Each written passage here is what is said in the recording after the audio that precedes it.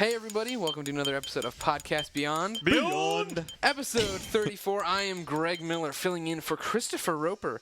GDC was last week, and you might not know this, guys, but when you get to be the level EIC that Roper is, he just gave it all at GDC. I saw him running around. There was this one part when, they didn't put this on the news, but the Jollibee across from Moscone Center exploded. And I saw him rescue 3 children from the flaming chicken inside. So... Anyways, he's been burned. He's tired. He is currently up on the IGN Tower's penthouse suite in a revitalization chamber to get back into tip-top shape. I just heard about that chamber recently. Did you really? Hey, who are you? Hey, everybody. This is Ryan Clements, Associate Editor on the IGN PlayStation team. Hey, Jeff. Who are you? This is Jeff Haynes, Editor, IGN PlayStation team. Yeah, so episode 34. Let's kick it off with our favorite first segment of all time, the Roper Report. Time for some news. Well, the biggest news possibly of the millennium came out Sunday. It was EA trying to buy Take-Two Interactive, makers of 2K sports games, Rockstar games, all sorts of games, and EA was willing to offer $2 billion to buy it. $2 billion. Ryan was on the breaking front of this story. Ryan, about how long did you freak out and run around trying to figure out if this was going to happen or not? Oh, it was I think Sunday around noon or so that it happened, and I got a call from Jeremy, and he's like, "Oh my God, no one's answering their phone, help!" And we, apparently it was announced. I guess the press release went out midday yesterday. That EA had made this $2 billion offer. Yeah, I guess originally the offer was made privately. And then EA said that if it was not properly addressed, they would make it public so that the investors of EA and Take-Two would be able to see the offer and see what kind of money is at stake. And so they did so because Take-Two rejected the offer. Exactly. As fast as it came out and as fast as you started to work, Take-Two came out and just said, "No, this is what is it? Highly opportunistic." Was that the quote, right? Yeah. I don't know if it was the CEO or some particular figure at Take-Two said that it was a highly, quote, opportunistic move on EA's part. Dealing with the launch of GTA 4. So just like that, that was their main thing. They said in their response to the EA's letter was that highly opportunistic, and we'll talk basically April 30th, right. So that Grand Theft Auto 4 comes out. After. So Grand Theft Auto 4 comes out, and we don't have to worry anything about that. So they can get more money. Yeah. So Jeff, thoughts? It's definitely a huge thing. I mean, if you have the entire Take-Two canon, you've got games like BioShock, you've got Civilization, you've got obviously a lot of the other classics that are within the Take-Two umbrella, like 2K Sports. So you've got like EA potentially completely eliminating their competition in the sports arena. I've been telling people for a week it would. I guess since yesterday, I've telling people it would be like Coke buying Pepsi. Like it would be that big of a deal. Pretty much. I mean, they've already like squeezed 2K Sports out of football. They've pushed them out of the collegiate basketball arena. This could be one of the ways that EA could get back into MLB baseball and resurrect MVP because. MLB 2K8 is coming out relatively soon. So that could be one specific way of ending the sports wars and essentially having it be, EA basically dominating with Sony maybe throwing out sports games here and there. It's a very interesting move. Jeff, you and I are in the room, the biggest sports gamers here. Yeah. And how much, this also applies to just monopolies in general, right? But definitely, we all worried about that when Madden got the exclusive NFL stuff, that they were going to just be stagnant and not that great. And for some people argue that did happen when they were uncontested. And then, of course, all-pro football, or not, what was it? Is that what it was? Yeah, all-pro. All-pro with OJ and all those guys. And, Madden did put a whole bunch of new stuff in. Do you think that's a valid concern to have, especially with all the MLB games they could be producing that way? Of course it is. We've already seen, part of that worry come to fruition in some ways. It isn't necessarily as explosive of development and features as we would expect from Madden.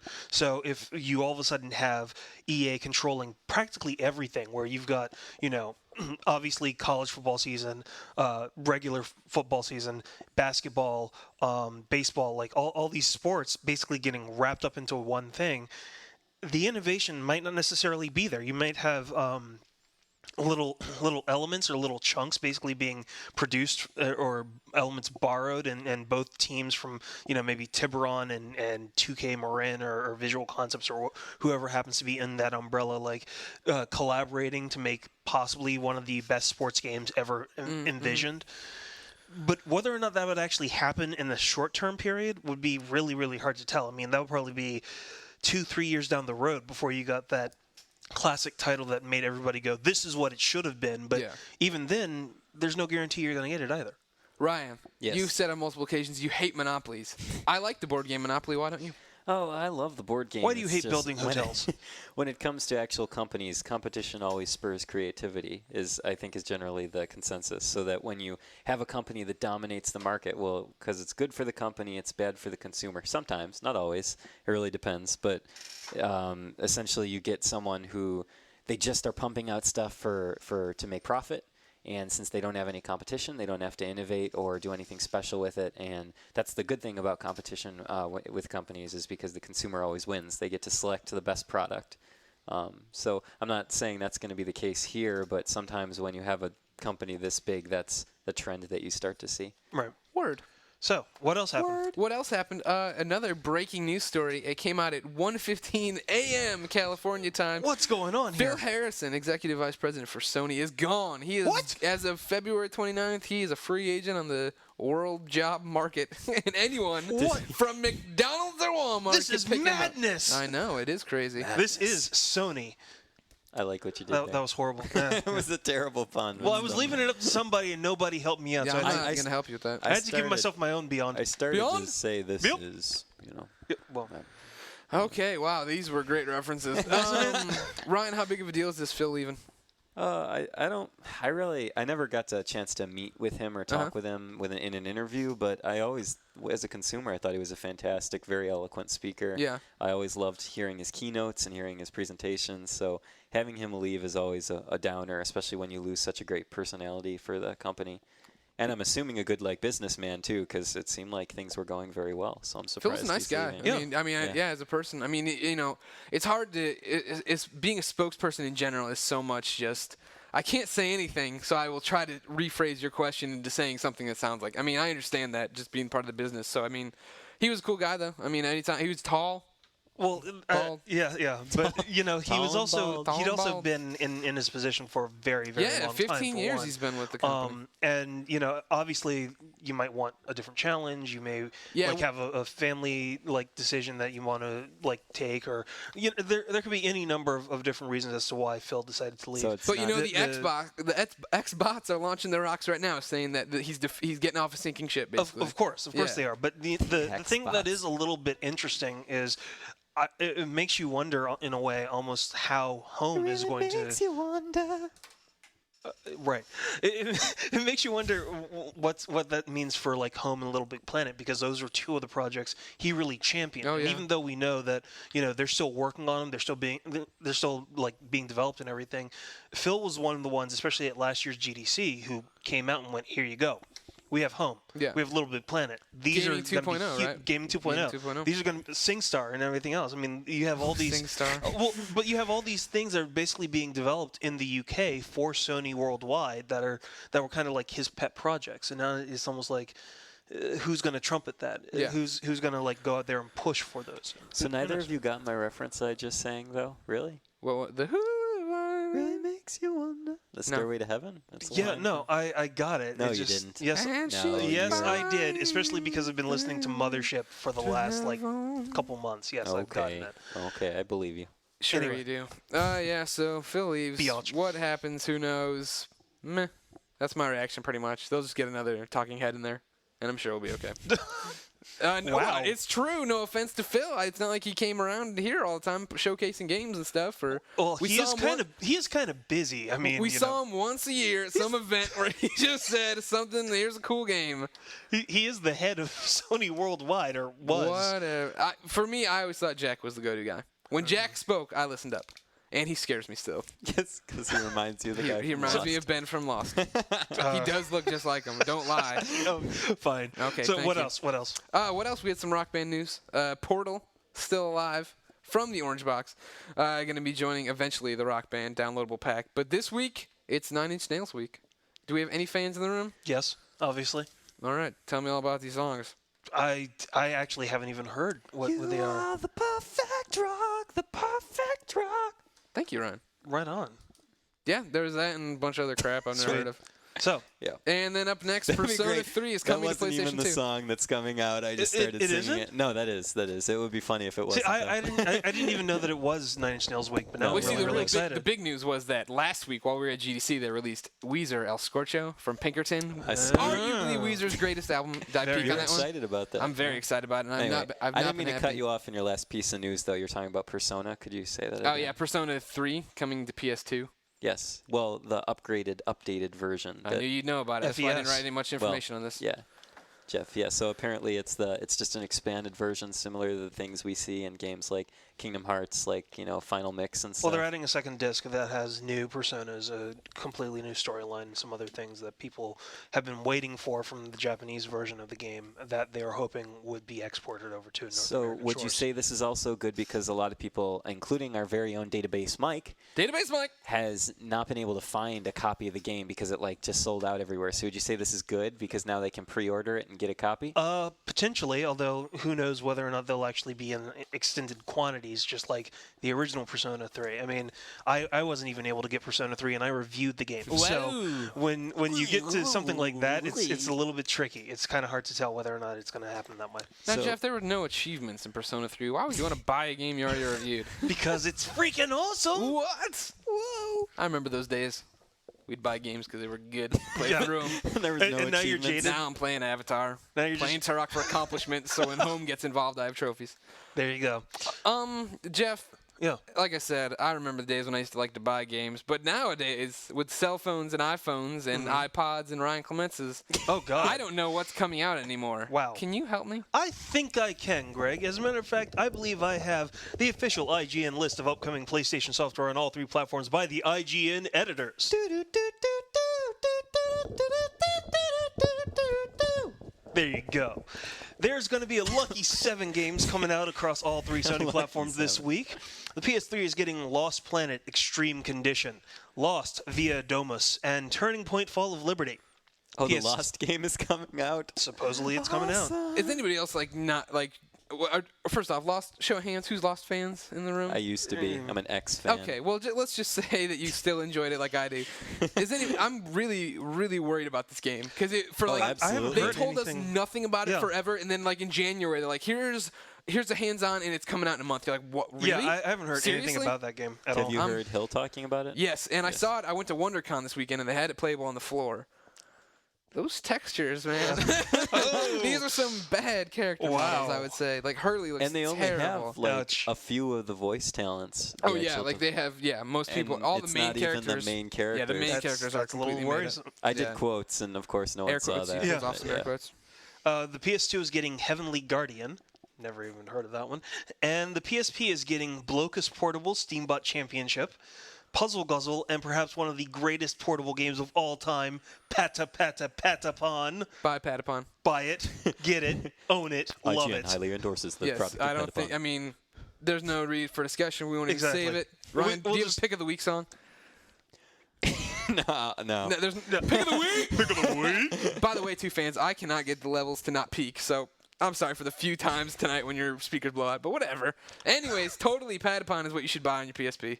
Radical. Patapon. One of the greatest PSP game I've ever played. period. Honestly, you Wow. really cannot deny yourself this since it's only $20. It is Only $20. ridiculously addictive, and you will love it. You will love it. Presentation values seem pretty high on it. It too. is Every value is high on this game. incredible. It's it It's really I'm not, is. I know it sounds like I'm being It's a phenomenal sarcastic, game. but I'm not, man. This game is so good. Like I took all of GDC off from playing it, and then because I mean, Did you get the shakes? Yeah, Yeah. I put it on last night, and it was literally, it takes you back to that first moment when you first play it, because you play it for that first time, you're like, this is amazing, and then sure enough, I'm You stop and you 17 go back. hours into it, and I take a week off, and I come back, I'm like, I can't believe, Katie, this is so good. And she's like, okay, fine. Stop tapping it. your feet Stop in it bed. now. I don't care. I'm trying to play Sims. So, up next, topic of the week. Toe. I forget, is there a remix for this? Yeah, there was like a. It was like a. Everybody loves these. toe or something like that. Okay. I was very Sure. proud of you guys, by the way. Or I guess Ryan. I was very proud of Ryan with his remake. I was just I giving. actually, unfortunately, I I was just forgot giving everything Phil's on that I this. did. Now you have to go back and listen to the old one. So Topic topic of the week. recreate it. There you go. Anyway. Topic of the week this week, of course, was GDC. What was? Don't bother getting mad at us already. I know I can hear you. You talk about GDC on the GDC podcast? Clearly, the GDC podcast, the first 20 minutes were about games we saw on the first day. And you getting to the show. And the rest was eating pot stickers and or screaming at each other about the Microsoft That was the conference. best opening ever, though. When you're I was just having a bad day. Yeah, I was like, folks, it's been a bad morning. It only got worse, too. It was really a cursed week for me. It got worse. I'm sorry. Nobody's fault. Anyways, GDC. Hey, Jeff. Hey, I Greg. think we both saw a really cool game. Which game would that happen to be? The one that isn't Infamous, but is a lot like Infamous. Oh, that I we believe think- you happen to be talking about Prototype. Prototype, that's it. And don't let my sarcastic Snap. intro fool you. That game looks fun. Yeah, that game looks incredible. You got a lot more hands-on with it than I did. I just got to see it at the party, and that was the end of it. I managed to go to the conference where they showed the open world demo for about 15 minutes, really? and then behind closed doors. Beyond closed doors, I managed to catch a glimpse of it on both PS3 and 360. Oh, nice. And the game looks phenomenal. I Yeah. mean, Alex Mercer is probably one of those characters that is going to be so retardedly badass because he doesn't care about anybody, and because everybody in New York is pretty much fodder for him. The people are just going to walk through killing people just to kill them, just because it's fun. From what I saw, and we'll get to it, I mean, with strict gameplay and how it runs, what is the story behind it? He was literally, if you don't know how an industry party goes, basically there's a million people there who don't care about the game, and there's one guy trying to explain it, and there's DJs going. Like, I was like 2 people back from the guy demoing the game, and he's screaming what's happening to the one guy, and I had no idea what was happening. And you were also wasted. I was not wasted. I was not wasted whatsoever at that party. I'll have everyone know. Anthony Cobb, on the other hand, not yeah. sober. Yeah. How much have you had to drink? Not 5 sober. vodka tonics. 5 vodkas on the rocks. Well, the story behind Prototype is that you play Alex Mercer, and the guy is a shapeshifter who also happens to be amnesiac. And obviously, the whole amnesia thing, not anything new in movies or games, but basically what... Really? Yeah, no kidding. I don't But think I've seen that what much. what is pretty creative about it is that he is essentially part of a huge conspiracy, and the only way that he can figure out what his role is within the conspiracy is to track down the people that have some relationship to the overall thing that's going on in New York City. And the only way that he And can do eat that their is by basically brains. consuming them into his body, which gives him a little bit of the puzzle. Now, part of it is that he doesn't necessarily know which ones are true or false. So Oh, wow. it kind of spirals out into this whole, like, semi-X-Files-ish kind of like, okay, are you being part of a conspiracy theorist, or are you actually getting to the truth? And the more he does it, the more people he kills, the more powers he gets, the more like abilities he gains. And then there's this other like separate thing, which happens to be that there's this virus that's been put into New York City, and it's infecting people. And so people are turning into these really funky creatures. And the military comes in, tries to lock it down, but the military is also part of the conspiracy, trying to hunt you Can't down trust because them. you're weird. So it Can't becomes a trust the 3-way war military. between you, the infected, and the military.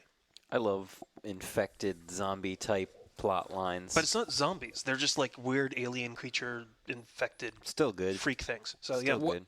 And this, I say this in the most positive fashion possible for the game. It reminded me a lot of everything that was awesome about Spider-Man 2. Like all the aerial stuff, like he can run up walls and then spring off and do all these tricks in the air, and then and he was just jumping all over the city. He jumped. I'm sure they showed you the same stuff I saw. Like he runs up the side of a building, jumps onto a helicopter, tears the door off, goes in there, throws the dude out, and then grabs the helicopter guy in the back and slatters his head against the window. Yeah. Like it's like, oh my god, this can you game pilot is the rad. helicopter Oh, yeah, then? Yeah, and then you take the helicopter you can hijack all over like the place. every vehicle from the military. So So He it's like, tears the it's top like, off the it's tank like and jumps in GTA there. with powers, basically. pretty much to a degree. I mean, like, you know, it's kind of a funky mix of, like, you know, Hulk Ultimate Destruction, That which a lot of the reminded me team, of a lot of it which too, a lot right? of the team that are working on Prototype came from. So they kind of know that a lot of that like spiraling Yeah, distance, like yeah. large jumps and impact craters. Yeah, and, when he and drops stuff and like when that. the concrete cracks or the asphalt cracks So beneath they've him. got a lot with that like distance and scale thing for cities. He runs at cars and then jumps on them, and like the cars dent Yeah, like, they as dent. he runs with it. So It's like, they've got oh a my lot God. That sounds of pretty work awesome. with, they've got a lot of work with stuff like that, but they also have these really really cool elements where they're just changing up how exactly a character acts in space. So, for instance, one of the things that they do is this thing called the Patsy move, and basically you absorb a soldier and then you turn into looking like a soldier. And as long as you don't do anything like, running at 60 miles an hour or leaping over a building, nobody cares, nobody thinks anything different. So you can walk into a squad of people and go, that's the guy. And they'll just start shooting at everybody thinking Really? they're going to Wow. kill the monster, and then you just walk off because you've completely faked out the entire squad, and it's insane, but it's really cool. I loved it when he turned his hands to like those stone things or whatever, and then crush a dude's head, and Yeah. like he would crush it like right in front of the camera, and all this blood would spray blood, up on yeah. the screen. Oh my blood God. and mist. It was amazing. Oh, I dude. did not I'm go to really this looking forward party. to Yeah, it. I'm really looking it's forward going to to be a really cool game. it. Ryan, did you see any games as cool as Prototype? No. Oh, did you see anything cool? No. What about your Final Fantasy party we didn't talk about, or Final Fantasy panel? Oh, He had a yeah. party? Well, that was cool. Oh yeah. Speaking of everything, everybody, it's Ryan's birthday. Yeah, He was nice enough to tell no one in the Nobody. office, so he looked like Well, Jack. I didn't want to. It's not. There's no We obligation look like Jack? for you guys. Yeah, to, I was gonna say jerks. I've been having a really rough time talking lately. Yeah. I don't know if you I listened. think you were gonna end that with Jack and then a swear word. Maybe? No. No. It won't make us look like Jack. Beep. That doesn't make any sense. Well. And it's going to be a pain to edit Jerks. it back in. If you noticed in the podcast Beyond, I said, Katie, any clothing thoughts for closing thoughts? And then while interviewing Geddes, I said a curse word when I was trying to say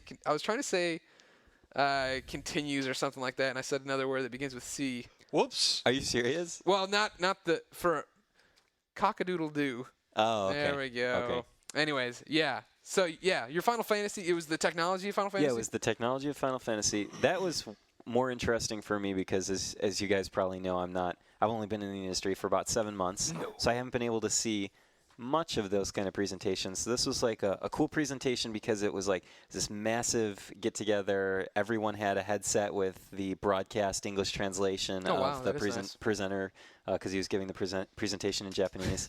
I love going to the Konami ones when they give you nothing. You're like, No, it's definitely Kojima's cool. like, geez, Snake's doing something. Unfortunately, the actual content of the presentation was very straightforward, kind of dry. It was mainly more on the programming side of things. Like, this is the kind of software that we use to make our games. Here's our, program editor or whatever. I don't know. It doesn't really matter I don't think it's going to be extremely interesting to consumers unless, of course, you make games on the side. So, but that was about it. And then they showed a trailer for Final Fantasy 13, which we've seen before. I thought it might be new because there was some cool stuff at the end that I didn't remember seeing in some of the commercially released trailers, but it actually turned out to be old content. So Now, Ryan, it's an interesting. You mentioned you've only been here for a little bit. right. This is your first event, right? First big one, yeah. Yeah. Mhm. What did you think First of conference. it? From, I mean, It was. I feel like it was a little better organized than I was worried about. It seemed, for me, things flowed pretty well, but I didn't have as many meetings as you guys did, so I'm sure that you guys ran into more trouble. real quick, Ryan, let's give Jeff a hand clapping hands. Yeah, bravo. Ladies and gentlemen, I don't like Jeff Haynes. So I don't talk nice about him for a ever. while. I mean, Jeff God. had the worst draw of GDC appointments and things. It was brutal. Originally, Mark, correct me if I'm wrong, everything was spread out fine, and then like 3 things broke and got changed. And it turned out like Thursday you had 1 million appointments and were up on that writing. It was evil. It was hysterical. I was also in the office, but just for silly reasons. I was doing work though. I wasn't just Sure you partying. were.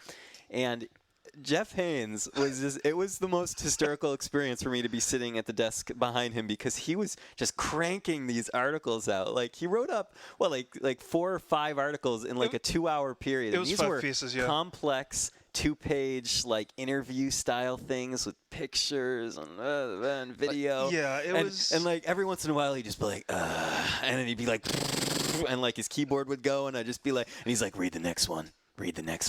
I'm ready. Here, go. And I was just like, oh my god, it was crazy. Yeah, that was one Was a of those. machine. And then at the end, it was like 10 o'clock at night. You've been working for like a 12-hour period, and you're like, I'm gonna go party now. Well, seriously. Well, part of it was that like we had everything basically planned out so that we could actually go and do what we needed to do and have time to sit back and write without feeling that we're stressed or anything else. Just get everything that we need to get done up so that people could read it and understand it.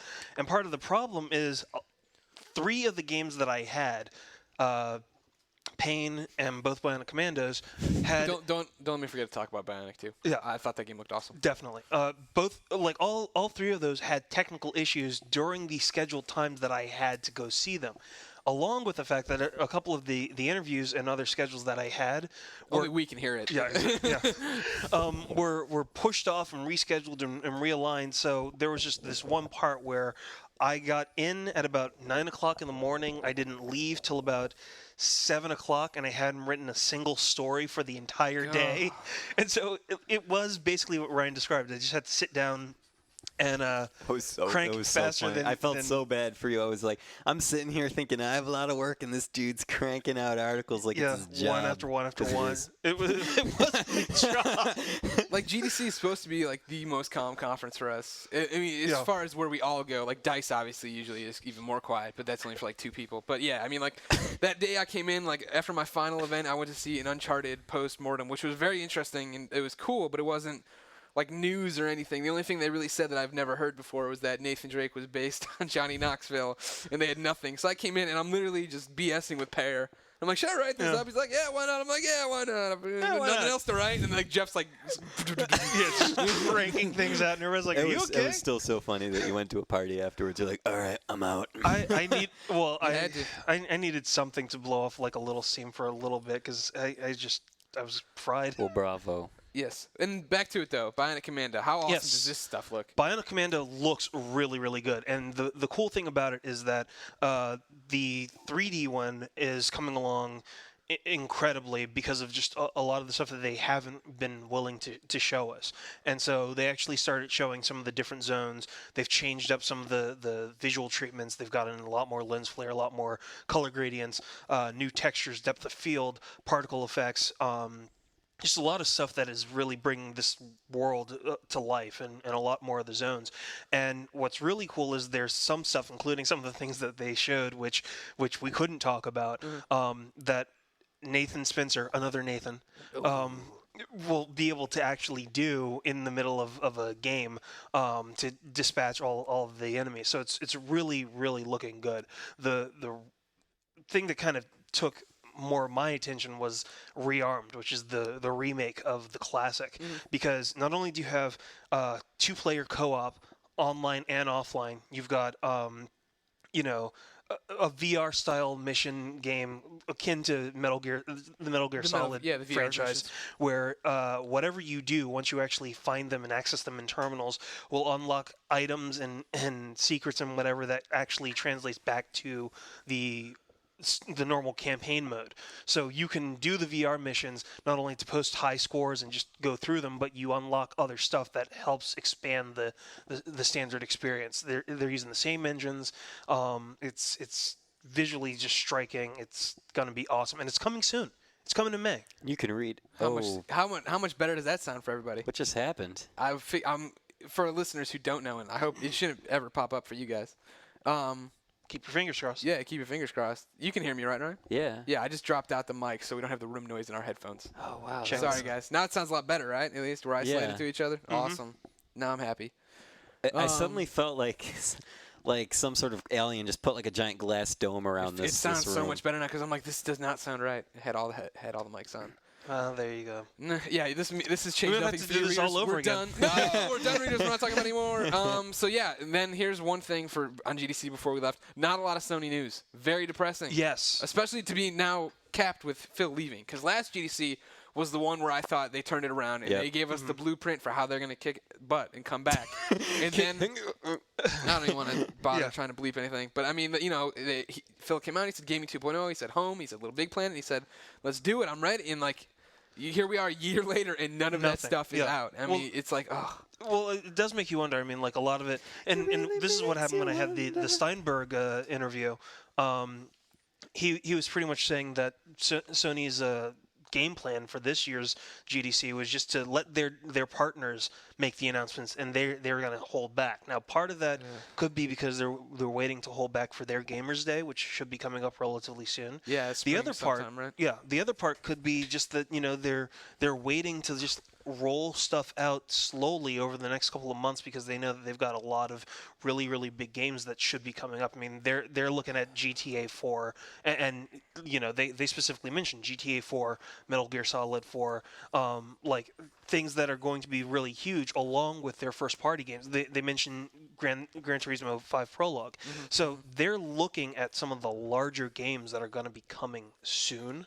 But do you and think focusing on those. I mean, is that a good plan? Like, I thought it's one of those things where people walked away from that show. Everyone in the office. I mean, especially. I mean, on Game Scoop we're talking about it, and like they completely forgot to ask me about Sony News. I had to say something. I mean, it's one of those things where I mean, if you're not making a presence for everyone, no one thinks about it. It is a little strange. I mean, especially because Sony had such incredible momentum coming out of the holiday 2007 season. I mean, I thought it was such a into weird 2008, choice. And I mean, if you look at the PSP is doing fantastic. I mean, you've got Patapon, you've got God of War, you've got Crisis Core coming out, you've got MLB 08 the show, you've got Wipeout. Wipeout. I mean, you've got all these games in the first 2 to 3 months coming out, and they're going to be fantastic for the PSP.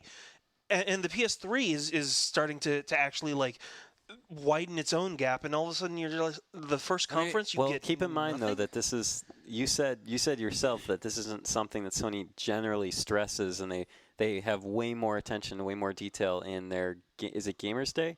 Is that what it's called, or just media days or something? Usually, I mean, it to is the that Gamers Day, extent. To that extent, I mean, there's two arguments you can make. That traditionally they don't have this huge presence there, and don't forget it, Greg. Come on, you were perfect. Damn it. Anyways, we'll just go with traditionally they don't have a big presence there. They don't have a big presence there, and then B. To my two, whatever. It's a thing for gamers. You know what I mean? It's a thing for developers. Right. So usually that's why nobody has this thing there. Right. The thing is that traditionally things are completely changed. I mean, Sony isn't on top anymore. They don't have that luxury of saying, well, we're Sony. You trust us. We have 1 billion systems in the market. We'll have something good. I mean, now they still need to sell people on it, and they have a whole bunch of people who I think coming into this year, there's been a lot of good buzz for PS3, and you need to keep that up. They need to do that at every turn. Especially with the format war ending. Yeah. Oh yeah, they had a big thing. I mean, with HD dropping off now and everybody. But their event is only in about 2 months or something. I mean, it's not that far away. May last year. I know that, but I mean, I understand all the reasons you wouldn't do something and could think of it, but I mean. Still, now it's that strike while the iron is hot. You had every journalist down there. I mean, even though this is a developers conference, all of the sites and us and everybody was down there doing stuff, and this was a huge deal, and they got to look at it as being a big deal, and not. I mean, you don't have to go out there and say Metal Gear's release date is this, and here's this new thing. But I mean, have something. I mean, even if it would have been. I mean, all they had was that booth and then the bloggers lounge. I mean, hey, I heard that little bitterness in the bloggers lounge. That was a cool place. Well, I enjoyed the bloggers lounge a lot, but it's not going to get. We just covered everything already. Well, we had covered like most of the stuff that we'd already that was in there. But I think part of it, and again, like this harkens back to the Steinberg interview I did with who is the vice president of product marketing, I believe the actual title is. I asked him about a number of things, including whether or not we'd see more downloadable games or PS1 games or what the focus is on the PSN or all these other elements, and they have a plan. I mean, it's relatively obvious that they have a plan. They're working on it. They know exactly when they want to roll things out. They're just playing it very, very close to the vest right now. The only problem is that you wonder if you're playing so conservative. Sorry. God, Brian. It's just now it's so perfect every time. Thank you. But it really makes you wonder why they're being so conservative, considering that they've built up such strong momentum. I mean, and it's one of those things. Yeah, with everything they had going, I would have expected something. Even if it was as lame as a billboard downtown with something saying "Look for it at E3" or what. I mean, there should have been some kind of something to get me talking about Sony, because no one out there outside of this podcast room, no one in the IGN office is talking about Sony in a positive light is what they did at GDC. Yeah. And on that note, time for some mail. Mail call. It's the mail call, mailbag. Mailbag? It's male, female for Chain mail? all those crazy male females out there. I dropped some mail in my pants. What is going on? I needed to say something. Let's start it off with our favorite rogue leader. Stay on target. Now that GTA 4's release date has been nailed down, do you think we will finally get a solid release date for Metal Gear Solid 4? No pun intended, soon. Possibly at GDC. This is an older question. No. No, I don't think we're going to see. I mean, From what I've heard, it's the summer, but that is not one of those things that we can definitely. yeah. My money's on fall. And I know that, I mean, that's what I see. I think it could be summer, but it might be late summer. You think so? Because everything that I've been hearing from just multiple sources says that it's probably going to be in the summer. Whether or not it's going to be around E3 time or not, that's one of those things that I don't entirely know yet. Yeah. All right then.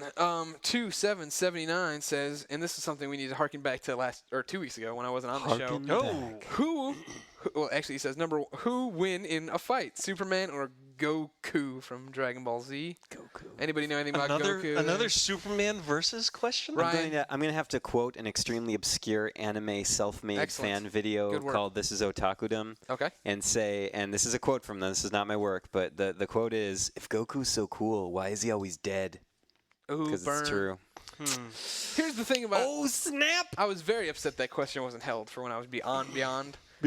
I agree with the point that, yes, I think the easiest way to kill Superman with a lightsaber would be to make it out of, Out of kryptonite? Yeah, I think that's a really easy, plausible way to say that that's what the green crystal is that it's kryptonite.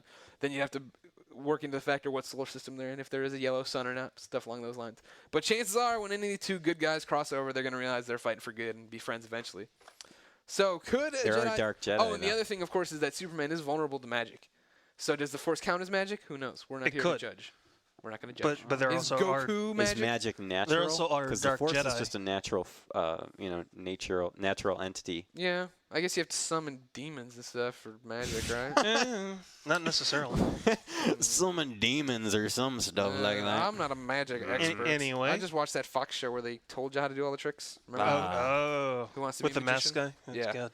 good. Who wants to be a Next. millionaire? Jurgraph says, if you could remove one feature from the PlayStation 3 and replace it with one from either the Wii or the 360, what would it be? Ryan, you're up first. I'm gonna have to say it's technically not a replacement, but have more of the classic games like the Wii does, I think 2 to 3 a week. Yeah. Whereas we get one every other week or so. Yeah. Yeah. Jeff, That was going to be mine. Oh. think of another It's- one. There's plenty of things. See, With- finally, with when the I Wii? get to go first, I finally have stuff to say. Thank you, Mr. Bill. Oh no, Mr. Bill. Well, since the classic one is gone, I'm going to go better friend list, considering that Nice. the way that Live you have has no theirs. friends? Oh, zing! Stepping up to the plate. It's about time you came up with a better insult. Yeah, I know. Your but- face came up. Whoa! Oh, he's God. blown you. And then he reversed. I just go right back. Anyway, considering that that Xbox Live has a little bit of a better system than PS3 because of its integrated Xbox Live friends list, Yeah. as opposed to constantly having to redo it based on game or whatever, that's the thing that I think of. I would want, and I know they're working on it, but cross media bar in there, just like how on Xbox Live, I hit the Xbox button, it pops up. When we did the last editor beatdown, Call of Duty 4, in my friends list, Oh, God. when you couldn't, So bad. we couldn't just create a room in that game, so it was like, all right, I had to invite my friends, but to invite my friends, my friend list was over, so I had to quit the game, then go out, delete my friends list, have people send me requests, accept their friends, go back into the game, and then invite them. It was like, seriously, if I could just click the Xbox button, I could go in there and XXX and delete everybody I needed to. You know what I mean? Yeah. Sam actually recently explained to me from his experience with talking to Sony and like some of their engineers and whatnot You know. that why the cross media bar in game has not been implemented yet, and it was actually really interesting to hear some of his explanations, which I can't give verbatim, but essentially it involves the actual design of how the cross media bar is set up and how the memory of the PS3 is like compartmentalized or something like that, so that Yeah, when you look at your memory stick or you delete it off there, there's the file there's root folders, and you have to go everywhere. Yeah, and I think it just has something to do with the fact that the option is there, but it's not like an overarching option. Like every single game would have to have a certain amount of memory devoted to being able to bring up the cross-media bar. Yeah, and I thought it was very interesting. I'm not saying that's a good thing. I'm just saying it's a retarded. technically, it's retarded. Yeah, it technically Sony should be filleted explains. for that. Yeah, I mean, but it's not technically like- all they'd have to do is allocate one of the calls for the cross-media bar to an SPU. Yeah. So that if you automatically do it, one of the calls from the function automatically goes to an SPU that isn't being used, because not every single SPU is being ground out during a game session right now because people haven't been able to do it. So that shouldn't work. There shouldn't be an excuse like that to prevent I mean, you it. should I have was been just able. giving the info. We're not attacking the messenger. We're attacking. Yeah, we're attacking the message. information. Cortex 69. 69. I get it. What do you guys think about the Netflix add-on for the PS3? Do you think this will ever happen? If you're not familiar with this, Netflix had put out a customer survey, and they were asking people if they'd be cool with having a go-to disc that they kept, put it in your PS3, and then you could go to the Netflix website. Basically, the disc acts as the driver, your pass key. Then you could download movies straight to your hard drive that would be erased eventually or whatever. I think it's an awesome idea, and I think it probably would happen, especially as much as we all talk about digital being the future. Yeah. Yeah, that would be kind of cool, I guess. That'd be rad. We have a Netflix thing right now, and we should delete it. It has wasted many of our dollars because we have had The Illusionist For about months? about a month and a half, and we haven't watched it, and we don't want to watch it. Oh. Katie saw the ending of it and decided she wanted to rent the whole thing, and now just doesn't feel like watching it. And I keep she's forgetting seen the it. ending of it. So I don't know. Yeah, I didn't really want to see. I hate magic. I already said that. It can hurt Superman. Not a fan. If it can hurt Superman. So yeah, we're all pro. We all think it'll happen. Definitely. To some extent. Probably. I mean, I guess. PS3 needs a movie service to rival that of But it's got Blu-ray. Yeah. Well. a digital movie service. All right. Flip 0 to 88 says, "Hey guys," and then he says a bunch of other junk. Oh, he's talking about how I felt about people singing while I was gone. I say good. Then he asks, if you could pick a single game or developer as a favorite from GDC, what would it be? Jeff. Single favorite. That would game be a or little developer. tricky. Yeah, I know that's You tough. probably picked buying a Commando or prototype, right? I probably would pick one of those. Probably buying a Commando, or like the guys at Gran, because that diesel engine, to be able to do 2D and 3D, like, and make it look really, really good, really slick, is incredible.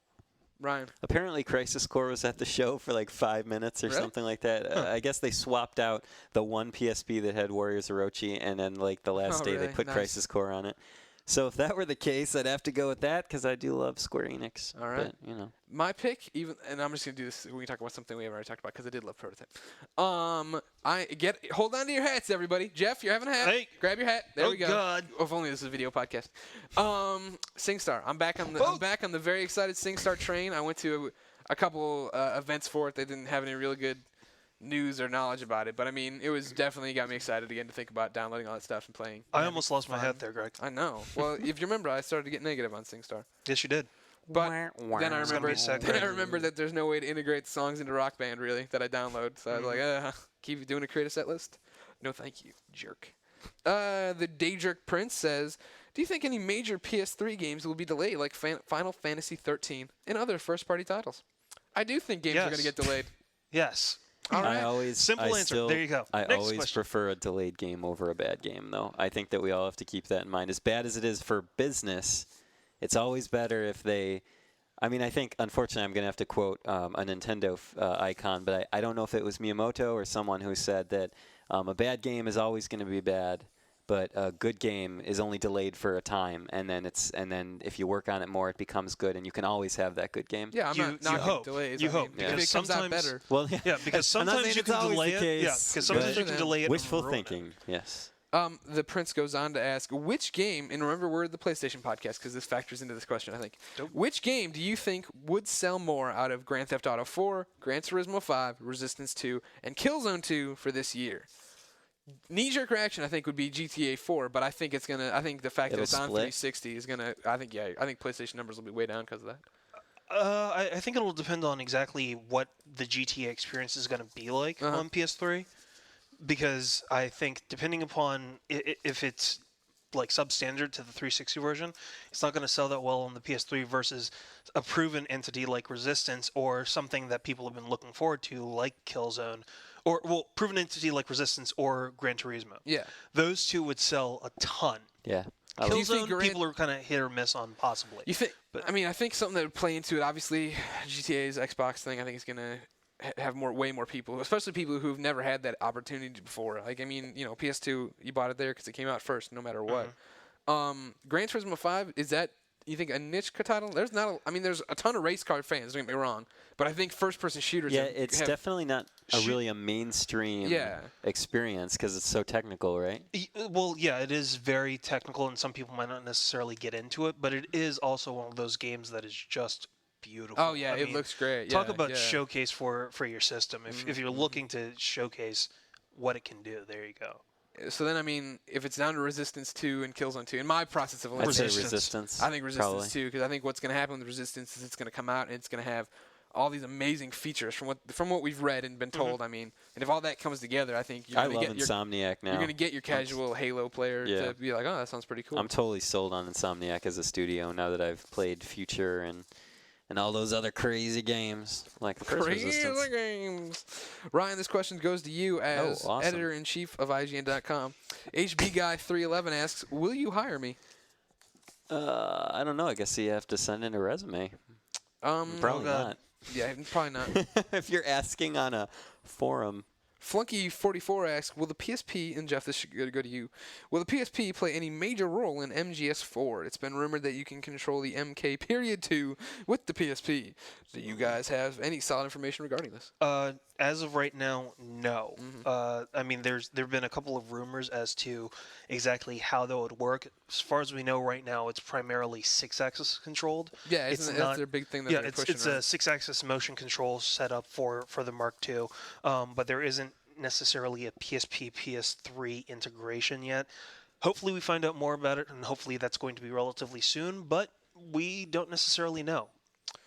Jeff Ramzaroop asks a question I'm pretty sure we don't know the answer to, but I just want to talk about Batman. I heard rumors that EA was getting Pandemic to take on the Dark Knight game. Is there any truth to this? If not, do you know who's developing it? Have we heard anything? No, but that would be freaking sweet. Man, wouldn't it? God, Batman. The last Batman game was so terrible. Lost the pen cap. I would actually give.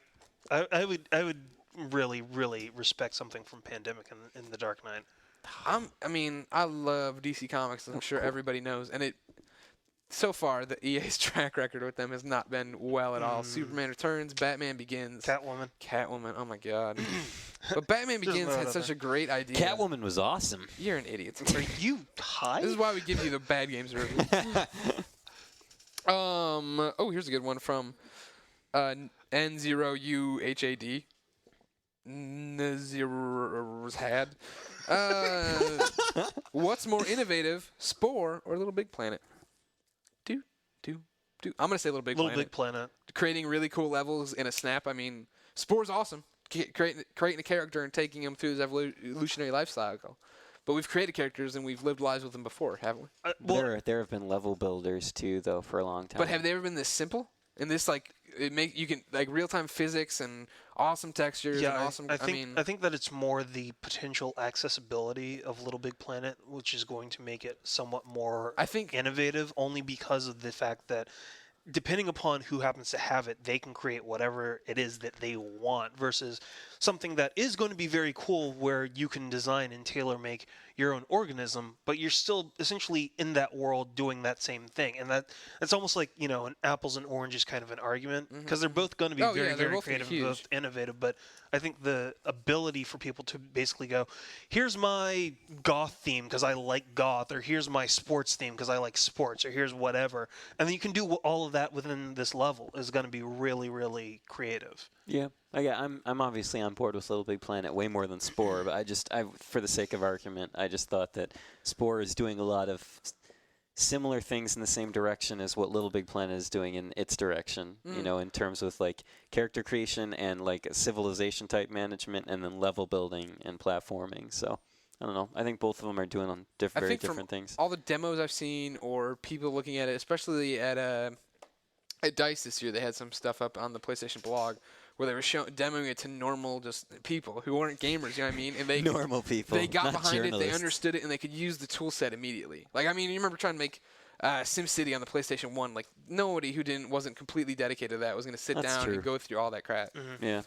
The underscore fan asks, you once said that you, as more mature gamers, are more excited about playing games with a mature audience in mind. This leads me to two questions. Greg will only read one. Does that affect the way you rate games targeting younger generations? This guy, for some reason, broke my head on trying to read. So, Jeff, when you play a game, since you're a mature old man, and you play young kid games, does this affect the way you rate your game? No. No, because the same way that I wind up reviewing those games or the way I review all the other ones, the first primary criterion is it fun?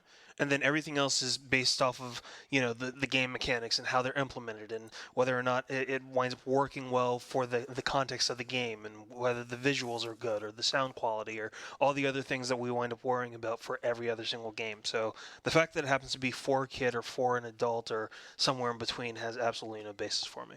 Ryan, you agree? Yeah, absolutely. I think, okay. I heard a little click in your tongue, and I was like, oh, maybe that's my sign I need to some more coffee. You can go talk. I got coffee. That's for you. Talk. No, I think that when I approach a game, it is a product, so you do have to consider who the target audience is. So obviously, if it's a kid's game, you can't slam it for being maybe a little bit on the easier side or something like that. But otherwise, yeah, it's just whatever.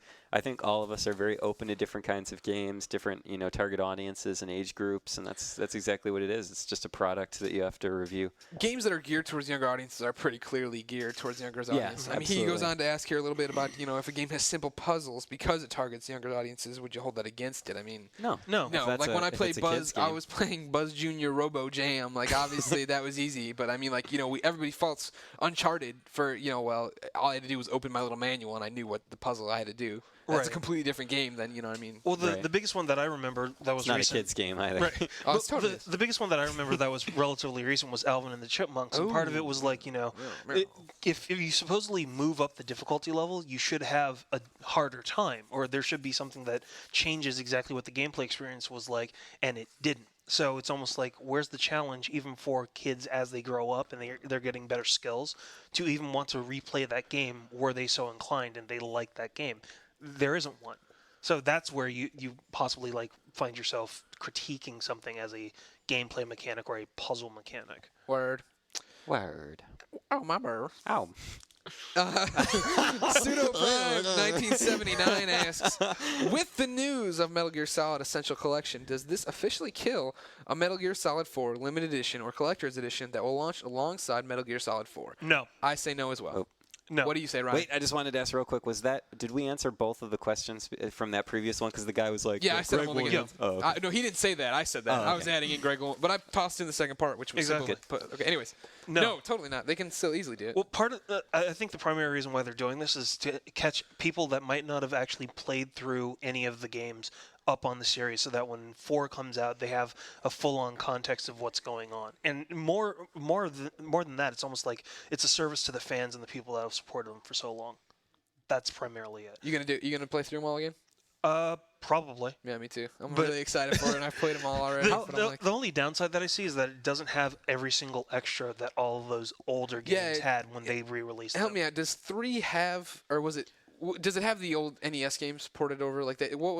Which one? 2 or 3? Yeah, I think it was 3 Was it 3 Subsistence, right? Subsistence had it? One of them. One of the Subsistence Yeah, but had the it. thing is that Wait, they took the stuff collector's out for the collector's edition or the essential collection only has the the main redesigned games. camera of Snake Eater and elements related to the game. It doesn't have the theater, doesn't have the extra Snake versus Monkey, doesn't have the extended kind of director's movie cut where you see all the cutscenes together. I'm fine doesn't with have any cutting of all that stuff. out. I'm fine with dumping that. I really would want them to keep though the old Metal Gear games, so I could play through those again. Because what I'd want to do is, I mean, technically the last Metal Gear I beat was Portable Ops. So right now, if I pick up with then the NES titles and then I jump to Snake or what? No, if I did Snake, I guess I'd have to play Portable Ops again anyway. Well, I'm not doing that. Yeah. But you know what I'm saying? It's Exactly. fresh in my mind. I could go back, play 3, then do that, then do PS1, then go back to PS. No, as far as we know, they're not included. Lame. Here's one that's very timely. what about seeing as how we talked. Oh, sorry. What? Sorry. Can't let the train roll transition. on. No, I'm Go, sorry. what? But I was just going to ask you guys out of curiosity how canonical, thank you, Yeah. are the Acid games and the Portable Ops games to the story of Acid isn't canonical technically. not at It's all. They're side stories. Okay. They're complete offshoots. Are they needed to get the whole experience? No, You would need a Metal Gear encyclopedia to get the entire and experience. even then you wouldn't fully understand like what they've done because they've hybridized and crossbred all the storylines so much it's it's all screwed up. screwed up. The only thing that's relatively close in the fit is Portable Ops and by virtue of extension as an expansion pack, Portable Ops Plus, and that's just fitting in after Snake Eater / Subsistence. I mean, all it does. The only thing that I think Portable Ops spoilers it does that includes anything spoilers. is introducing Roy Campbell. I mean, that was our first introduction to him, Yeah. and then he goes on to be such a huge part to Snake's life. But other than that, I mean, the game. Yeah, I loved Portable Ops. I mean, I really did Portable dig Ops that was game. a lot of fun. The funk with Portable Ops Plus is it essentially creates a time paradox, but really? Old Snake is in there. Oh yeah. So Well, whatever. there's absolutely no telling as to what exactly happened there. Like Doc Brown with his 1.21 It'd be gigawatts awesome of if somehow they power. explain it in Metal Gear Solid 4. It time would travels. be. It would be very cool. All right, let's write him a letter. But who's there, Marty McFly? Is the question. Write him a Kintaka letter. says Persona 3 FES was just announced for release on April 22nd. Anyone excited for it? I think they all said they were. Yeah, well, I am Yeah. only because I think I'm probably going to get it, considering how popular or how much Jeff liked it and how badly Database Mike wants it. Hopefully there are going to be more copies. Just pre-order one. That's really all you need to do. No, I tried to do that the last time. Believe me. Oh, really? Oh yeah. And they didn't actually even come through on a pre-order No, for no. you? Yeah, I know. That's bizarre. It happens. Strange. Weird. But Go. hey, I'm not And excited. that's when you I don't see like soccer games. the scary door. CGY Flames fan asks, do you think Sony dropped the ball by not making the PS3 and PSP versions of MLB 08, the show, compatible with each other so you can take your season of franchise on the road with you, Jeff? I don't care about sports. I know. It's a bad podcast for you. Ian. yeah, it is. It's horrible. Yes. Yeah, I do yes, too. actually. Especially because MLB 08, the show for PS3, is freaking fantastic. Yeah. And to be able to transfer that over to your PSP and take it with you on the go would be an awesome, awesome extra. I really don't know why it wasn't included, but I have a feeling that part of it was because the team was so focused on righting the ship from what they did last year to this year that that's where their focus was. I'm guessing that MLB 09 is going to have that full-on PS3, PSP connectivity. That's just my guess. I think overall Sony's dropped the ball on not being able to integrate those two things. I was having a conversation the other day with somebody about now that they're including accomplishments in PS3 and how maybe home is a little bit, too late now. I mean, now that everything's been so entrenched with everything else and we're into the life cycle of a console. And it struck me, I mean, I for some reason I'm retarded and never thought about it. But you know how now you're starting to see games on the PSP incorporate your PSN user ID? Right. And it just all of a sudden came to me, I mean, it would have blown my mind if they could have had achievements for my one PSN name that I could have gotten on each system. Like right there, that would have been amazing to be able to be playing Patapon and getting things. Well, that's I mean, Way that's to go, not too Sony, late. on that one. It's not too late. Yes, it is. Who cares? I don't want trophies. What? Yep. Oh, they're coming. Well, they better integrate Believe me, that. they're with coming. the- They're coming. You I still went to- have I like went to 8 that- years to play your PS3. You better better. want trophies. They're coming. I Yeah, went to right. that GDC conference. They're coming. Well, good, and it better be easy to get to because if I have to go into Ryan's apartment, catch a train to Jeff's apartment, go to Ryan's apartment, and go into his back room. You have to like buy There's like a plane 15 ticket. minutes of me playing the PSP on the tram, waiting to get where I'm going. Well, you never know. I mean, considering that they're going to have everything from like log cabins to high rises That to would be- Japanese-themed apartments. I mean, yeah. So what are you doing this weekend? Well, I'm gonna hitch a plane to out to Jeff's cabin. We're gonna It's a spend the virtual weekend cabin. there. We're gonna do some fishing. Then we're gonna take a car ride I'm out. gonna go to EB and buy a PSN points card so I can buy a PSN ticket to go to Jeff's apartment. Exactly. just to see his trophies. Oh my lord, Sony! I'll tell them. This is it. My declaration Best on virtual parties. February. Well, here. I will be the hardest sell on home. Every day I get less and less excited for this thing and think it's going to be a If bigger and they- bigger disaster. Wouldn't it be awesome if like some of the engineers or something heard this. and then they were like, let's build him like a Superman themed like area, and it was just all for you. If they could give me a little Ecto 1 to drive to home to home in, sold. But dude, it would be like That wasn't so teleportation or hard. something. Whatever. Oh man, we got a lot more questions than I thought. We're not gonna get to them all. No? Hold on. Here, Jeff, discuss this What up? one. Venny Boy, what are the chances of Patapon becoming available through PSN as the entire game? Not likely. Yeah, I don't think so either. They've already put so much. I mean, it's hard to make a UMD, so they've made UMDs. If it was something like, what's the game I'm thinking of that? Not Persona, but the one before that was a really small run that everybody loved, and like they were caught off guard with how popular it was. Yes, thank you. The fact that. It happens, but I don't think that same thing's happening with Patapon. They know Patapon's going to be I don't huge. think that it's going to be that, because I think that this is one of the things that is specifically being put out there as like this is what like a squad of people can do with the PSP and the UMD, and showing off like how much of a quality experience that is. I mean, even Loco Roco, when they released that for the PSN, was not the actual Loco Roco game. It was an offshoot of it. Yeah. So I don't think you're going to find this, because this is one of those like once in a generation games that only comes out on that system and then maybe gets ported years in the future. No, as I a classic, but I don't even think it's possible for it to come to the PSN, because Twisted Metal Head On was a PSP game that came out, and now just recently, like a week or two ago, it is a fully downloadable title off PSN. Yeah, it is. But I think they're establishing a franchise that's going to make money, and it's going to make more money as a box. They already have the little bears out. I mean, they are aware. I think Patapon 2 will be on the PS3. Yeah, I really applaud that effort, because there are times when I'm sitting there playing and I'm like, this would be amazing on my TV. And I mean, granted, if I had a decent TV, I could plug and play my PSP to it. Right. But I mean, even just imagine that in the demo room. We have this giant demo room, folks, with this huge screen and surround sound and stuff. Speakers just blasting their little chat. That would be awesome, but it would probably drive you insane. Yeah. But even with it, though, like, I mean, you're probably right. They are probably looking at establishing this as a franchise so that they can do more with it, hopefully. Oh, totally. As long as they actually put in a pause button, I'd love that. Yeah. But most likely, it's one of those things that sleep mode. Right? No, it's not that the same. easy. It's not the same. Because I mean, you lose your thrown off combo. rhythm. You lose your combo. Yeah, you get thrown completely off rhythm. And that's such a big deal, keeping that combo going. But right now, it's probably one of those things that they're using to highlight exactly what the PSP can do, and downloadable, like, fresh title like that. I understand that. Yeah, Not I was just saying that I wouldn't completely say it's 100% guaranteed never to come out on PSN, because I didn't think they were going to port full games. But you wouldn't see it until.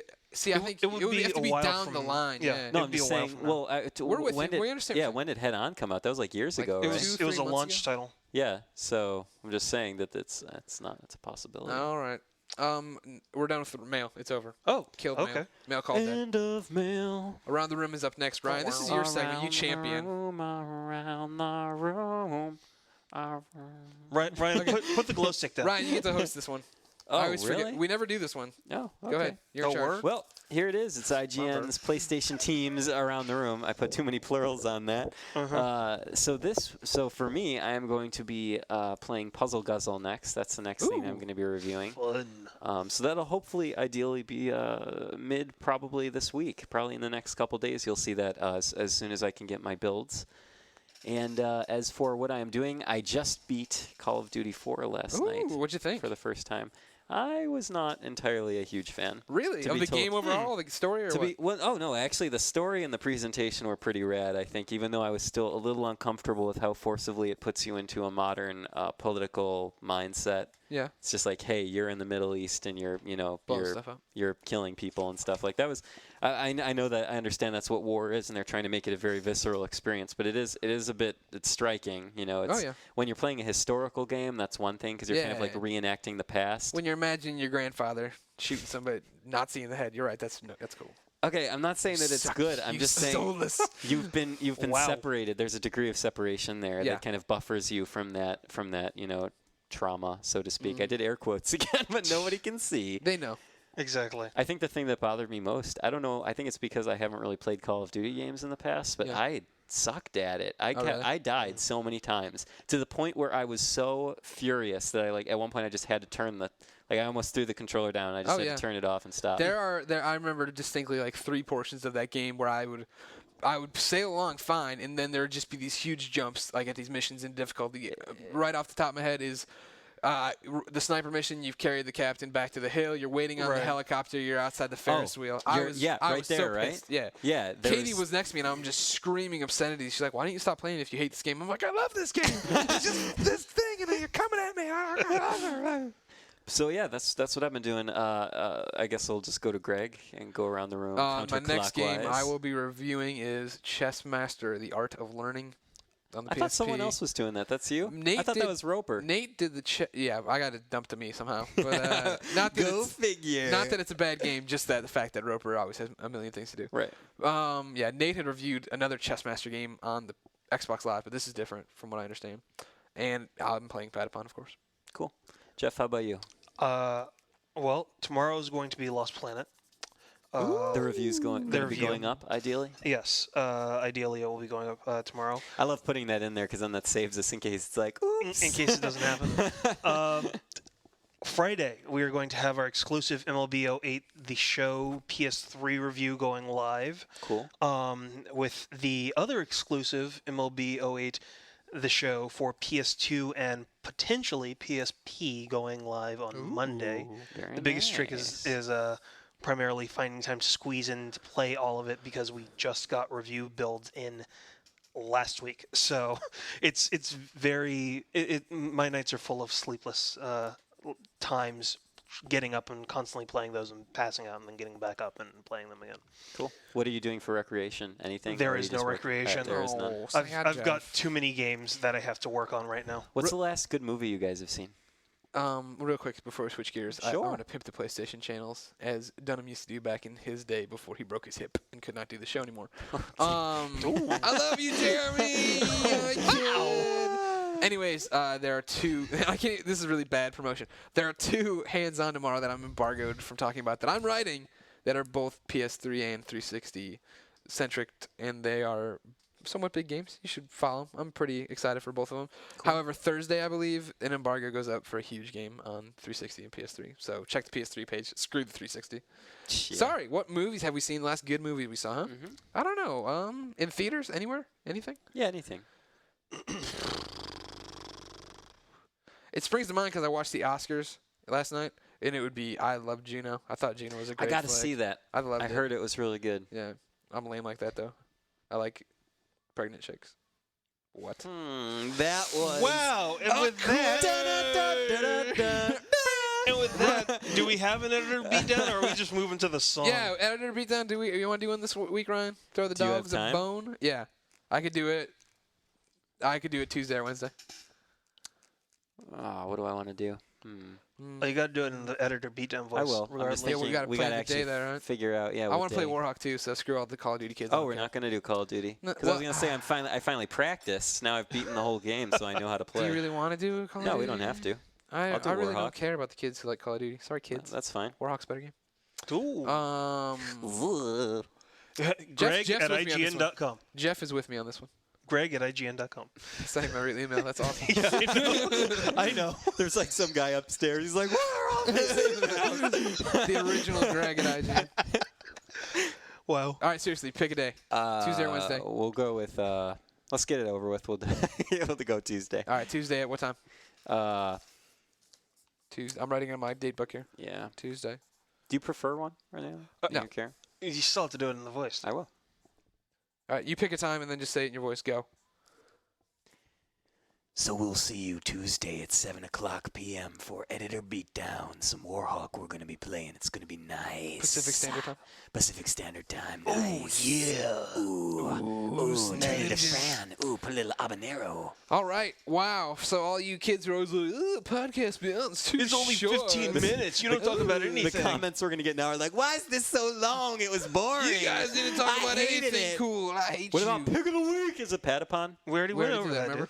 Pick of the Week, we already did it. Yes, it was Patapon. Play Patapon, everybody. Bye, Patapon. Own Patapon. So now, time for the song before we say goodbye. Usually it's one of us who sings, but this week it will be all of us. As you know, GDC was here, marking the 1-year anniversary of Phil Harrison saying, "Guess what? It's gaming 2.0, and Sony's gonna kick your teeth in, America." And of course, last week, whatever, they came out and had nothing. Told us nothing, had no announcements on the games they announced last year that were supposed to come out last year, but are now pushed to this year. And so, what's Sony's future? Nobody knows. Que sera, sera, whatever will be, will be. The future's not ours to see. Que sera, sera. Que sera. So you guys gotta keep going. Thank you. Oh, Lord, ladies and gentlemen. Next week, Roper will be out of the chamber and back. Will he have fans? We'll have to wait and see. This has been Podcast Beyond. Thank you. To the song that we're singing. But I will